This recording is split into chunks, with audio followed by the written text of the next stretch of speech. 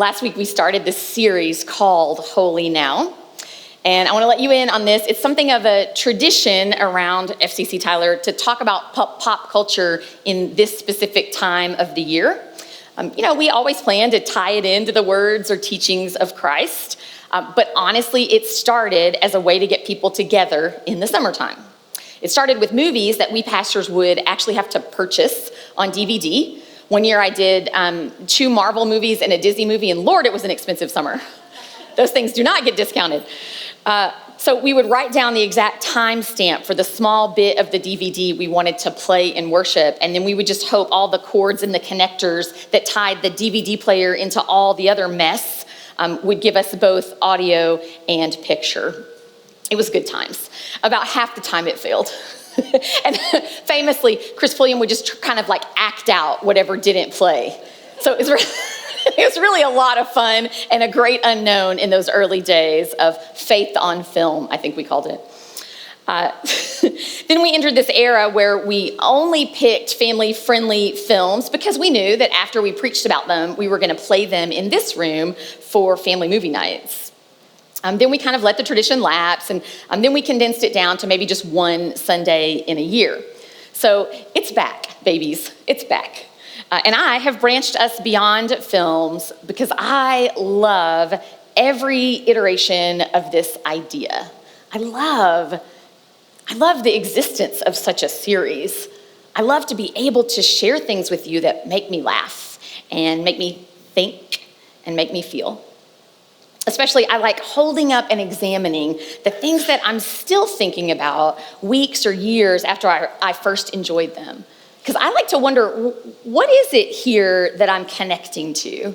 What's deep under the thing that entertained me that I really remember and I really liked?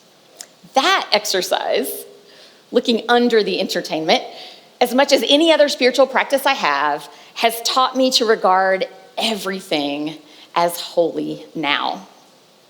So this year's series, it started last week, if you want to go check it out online, with the streaming series Abbott Elementary. Next week, we are getting Senior Minister Chris Pulliam in on this action as he and I will be swapping pulpits, and he's going to bring you the music of James Taylor. But before that, just for these few minutes we have together, I have a movie to recommend. One that any age group can enjoy, promise. And if you have not seen this, my best advice is to pop some corn and cozy up on a couch this afternoon under the AC. The movie I want to share with you is The Wild Robot. This is an animated film that was released to theaters in the fall of last year, and now you can find it on Netflix anytime. It's about a robot. And you probably already know what happens to that robot because you've seen other films or cartoons about robots, and there are just standard things that happen in these kinds of stories. The robot becomes more human. That is the journey that the robots are always on in film, in media. The robot, in this case, has to outgrow its programming or protocol, and then, just as is common in these kinds of stories, the robot gets pursued by the evil corporate forces that reject its growth and want it to stay the same as it was originally designed. Then somehow, as all these stories go, against all logic of machinery, the machine retains whatever most deeply changed it. What's fun and different in The Wild Robot is that humans aren't teaching this robot to feel and adapt. Animals are. A service robot named Roz, which is short for ROSM Unit 7134, Roz crash lands on a remote and uninhabited island. She is a product of universal dynamics, and I call her a she because that's how her creators refer to the robot. There was first a book called The Wild Robot, also recommend that, and then this movie. She is programmed and equipped as a human helper. Her whole design is to perform tasks for maximum customer satisfaction. But then she crashes. She doesn't have an obvious customer, and she doesn't really know what is her task to complete. A lot of the initial humor comes from Roz trying to perform tasks for animals, and she treats each one like a little potential customer. Obviously, the animals do not trust the glowing metal ball with limbs. They are very afraid of her. They call her the monster. And so the groundwork is laid for Roz to evolve and change. I want to share 2 clips, both that come early in the film. They serve to bring you into the storyline, and bonus, they say some really witty things about parenting and mothering specifically. Here you go.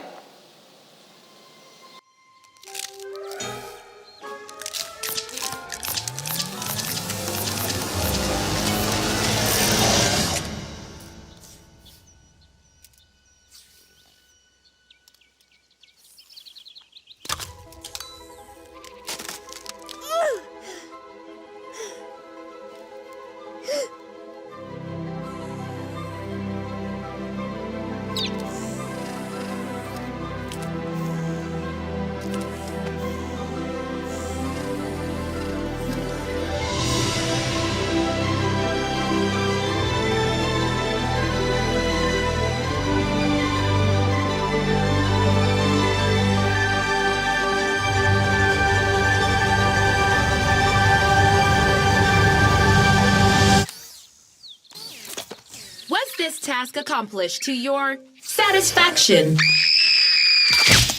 On a scale of 1 to 10, where 10 is most satisfied and 1 is least, how would you rate my performance? I will register that as a 10. Returning to factory. Signal strength weak. Seeking higher ground.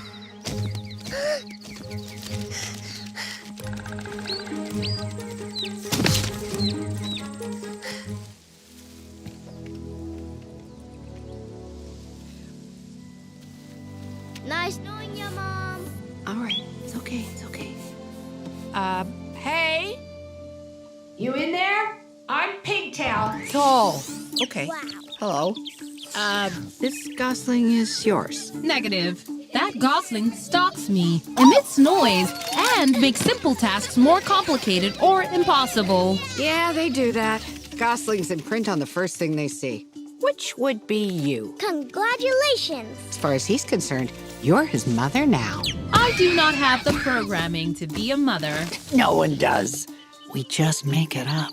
Without an assigned task, my next priority is to return to factory. Taking care of him is your task now. Task acquired.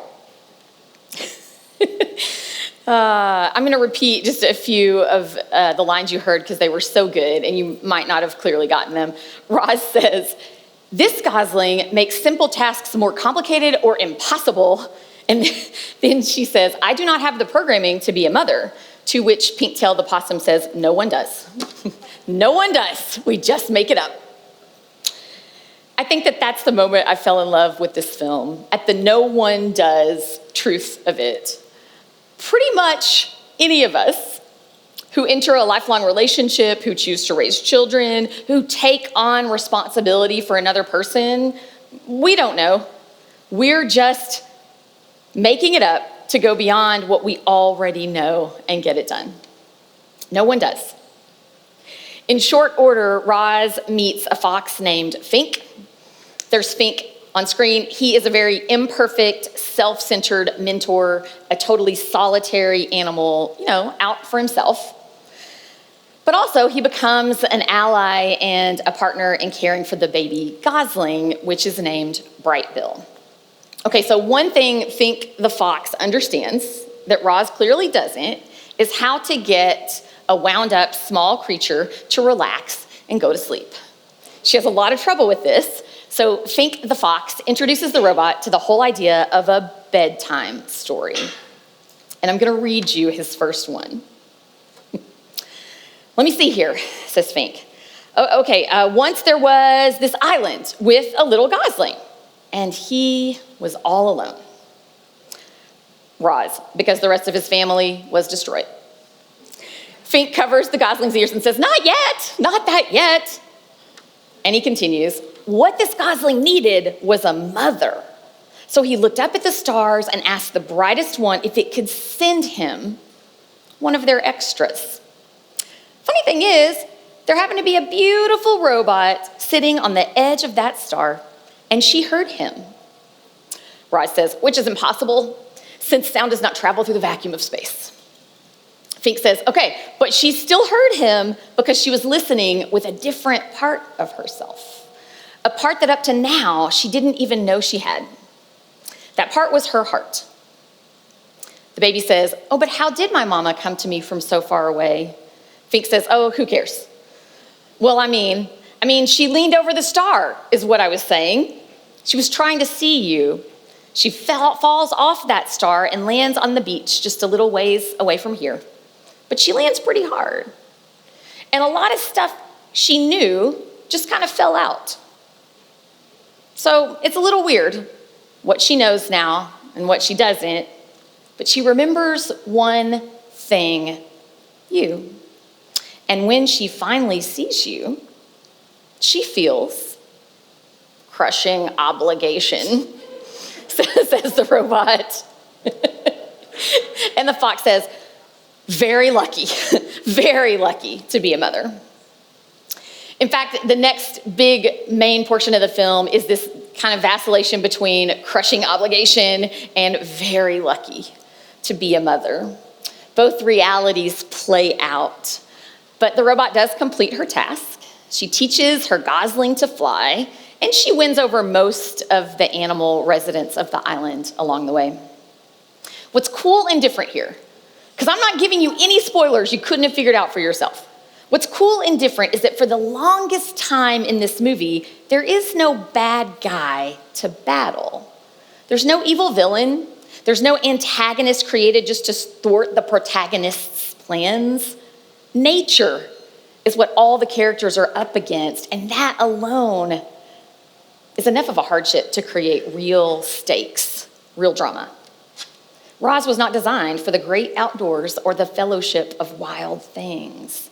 Again and again, she faces moments where her sustainability, where her very survival depends on adapting to new surroundings and to unplanned company. At some point, she starts to link her own survival to the survival of the other inhabitants of this island. At some point, she starts to believe she won't be okay unless they are. And that gives her the ability to make new and different choices. Okay, they're gonna be difficult and costly choices sometimes. They will be self-sacrificing choices, but she'll get to make them on her own. Roz verbalizes this when she says somewhere deep in the film, sometimes to survive, we must become more than we were programmed to be. The whole movie is about exceeding our programming. For me, that means to grow and evolve beyond what is expected of us, past the status quo created for us. And it applies to individuals for sure. But exceeding our expectations applies to communities, to all kinds of people groups, to political bodies, and to human systems. Here's how the Apostle Paul says the same thing in a letter to the church in Rome that he has yet to meet. Do not be conformed to this age, but be transformed by the renewing of the mind so that you may discern what is the will of God, what is good and acceptable and perfect. Or from a more recent Bible translation, the one I normally use on Sundays, don't be conformed to the patterns of this world, but be transformed by the renewing of your minds so that you can figure out what God's will is. What is good and pleasing and mature? Or from the Message Bible, fix your attention on God. You'll be changed from the inside out. Just before the renewing of the mind verse, Paul talks about the body. He talks about how if we choose to follow Jesus, our bodies become a living sacrifice. Paul names both body and mind as part of one very big point he's making. And that point is not anti-world. There's nothing in Paul against the world. It's better world theology. It's not about ignoring anything outside a very small and sacred bubble. It's about engaging everything out there in a new and different way. Paul is calling all who feel the need for more to find that more in a way of being and thinking that flips and upends and upsets and will not accept the default power settings of human beings. This is the renewal Paul writes of, that we can exceed our programming. And for Paul, sin is programming. The thing that wrote and guided human interactions up until now. But sin has been exceeded by the death and resurrection of Jesus the Christ. This is how Paul views the world. He sees sin as its own force out there in the world. It's not just what you do if you gossip or lust. It's just a lot bigger than that or than you individually. It's a lot more corporate, meaning shared by all the members of a group. It's all the conditions that stand in opposition to Jesus' way.